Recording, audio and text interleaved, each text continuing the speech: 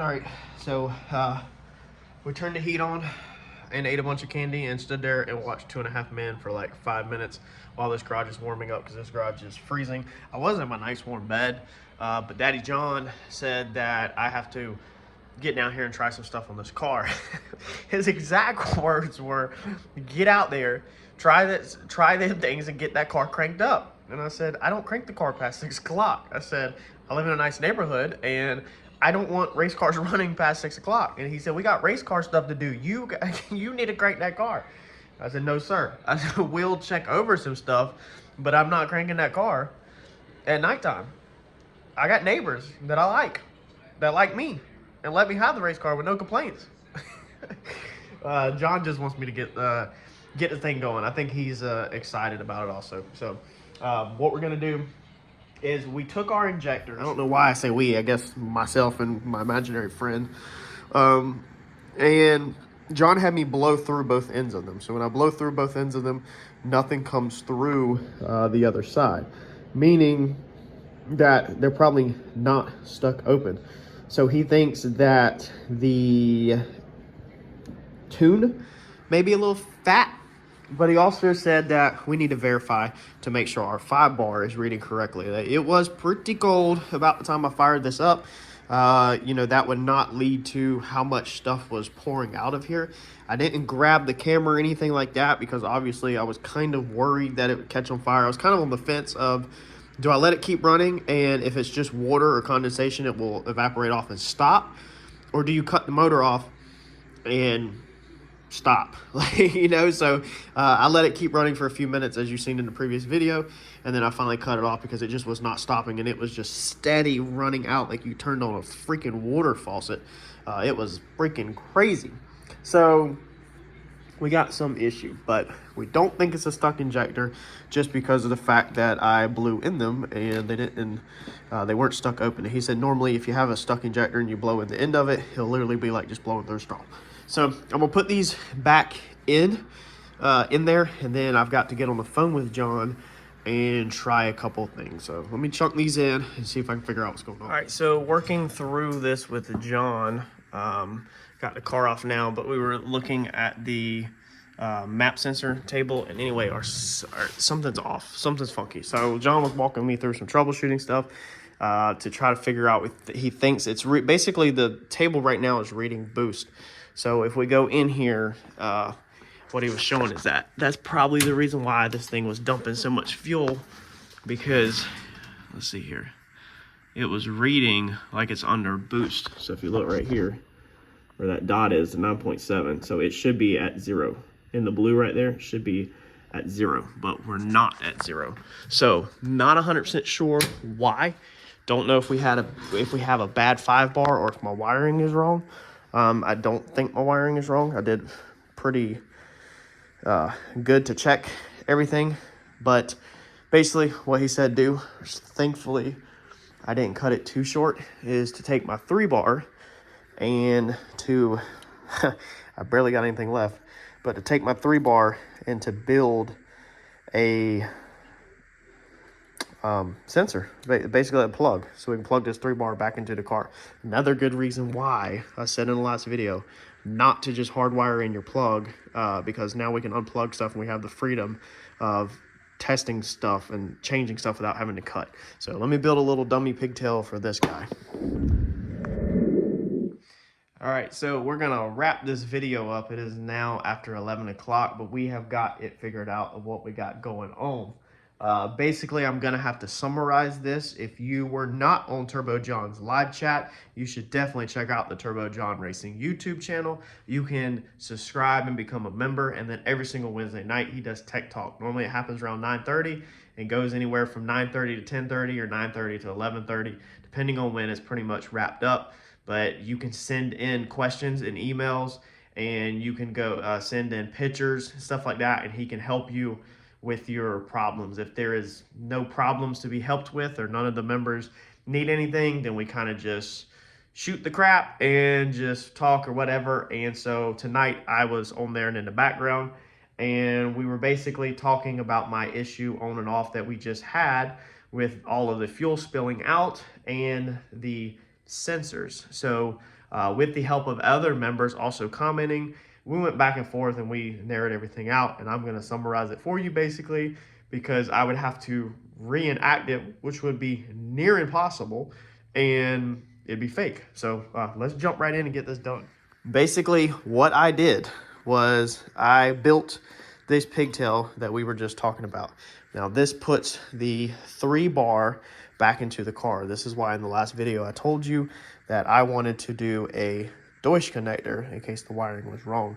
So when you plug this back in, it plugs into the Holley harness, okay? It bypasses the other pigtail. Basically, the one that we have now is also on a pigtail, and so it bypasses that pigtail and it puts it right back to square one where we started from. When we go back to square one where we started from with the 3-bar sensor, okay, and we go back to the 710 tune that we had at 710, which was the last outing that we had with this car, it reads correct, okay? With the car not running, the sensor should read at 0 in your computer. All right, so if we come in here, let's see here, let's go to our fuel, our base fuel. All right, this is where it should be reading at, which is where mine's reading at now, 0. You see how that little circle is right there on 0? That's where it was at. Earlier, we were having a problem where it was way up here and not right, so that's where it should be reading at. So when we put the 3-bar back in there, it read 0 perfectly fine. We unplugged the 3-bar, we put the 5-bar back in, and it reads wrong. So we did all kinds of things from just trying to troubleshoot, working through things. This was during the Turbo John live chat. I got out the air compressor over here, and we blew air straight into the sensor with it plugged in to see if it would move on the graph, because as you blow air into the sensor, the 5-bar sensor, it should move this dot up on the screen. So this dot right here should move up like you're creating boost. That's the same thing, being it's plugged into the intake. That's what it does, is air pushes against it, and then the sensor moved, and it didn't move, it just jumped around. So what I did was, while John was helping some other people and talking about some other stuff, let's see here, where did it go? I said, let's go back to the basics. Sometimes you have to stop what you're doing and you have to just go back to the basics, and you have to figure out, you have to say, what was I doing, you know, and where did I start at? Let's start over, okay? So we're gonna start over back on our paper. And so what we do is we pull up the Holley 3-bar diagram, okay? Which is the diagram of how the sensor is wired, all right? Which is gonna be over here. So ground signal volts. This is just so I understand the order they're in on the plug. And then we have the low dollar, okay, plug. Now what I do, which every car is going to be different, but for me, I compare my colors of my wires. So what colors come out of this this plug, this 3-bar plug? Where did it go?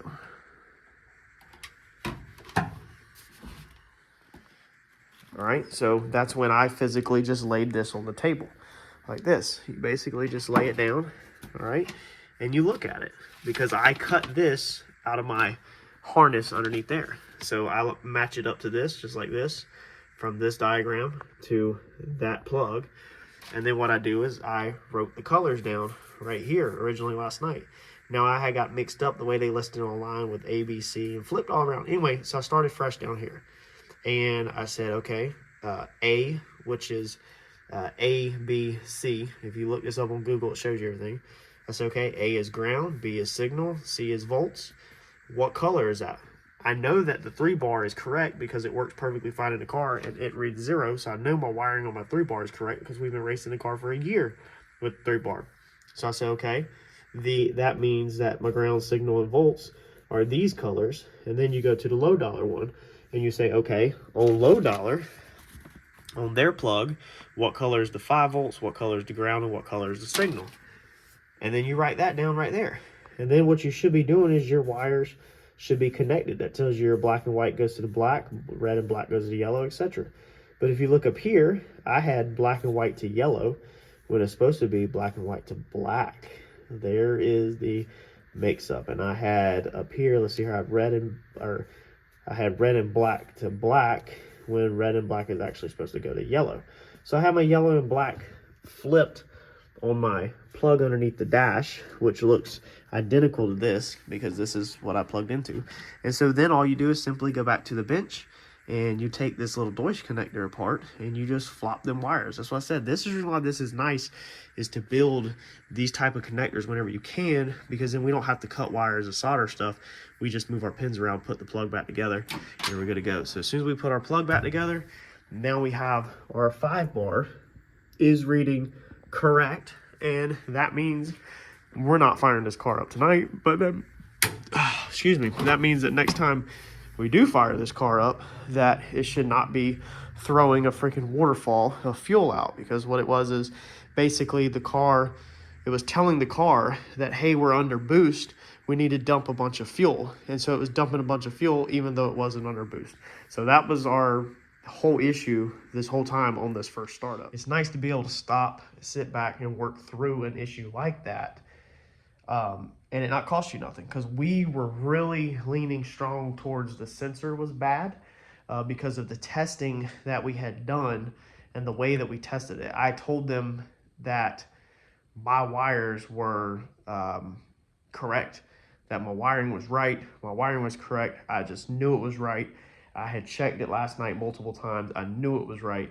And so that led us to believe that sensor is bad. And then I stopped. And sometimes you got to question yourself. And you got to say, okay, am I really right? Even though you believe 100% you're right. I was like, let's give myself proof on paper that I'm right. Let's prove to myself that I'm right on the wiring. And when I rewrote it out, I found it. So sometimes just stop, take a step back, and rewrite it out. So hopefully we're about to make a lot of progress. And I'm going to catch y'all in the next video. Thanks, y'all.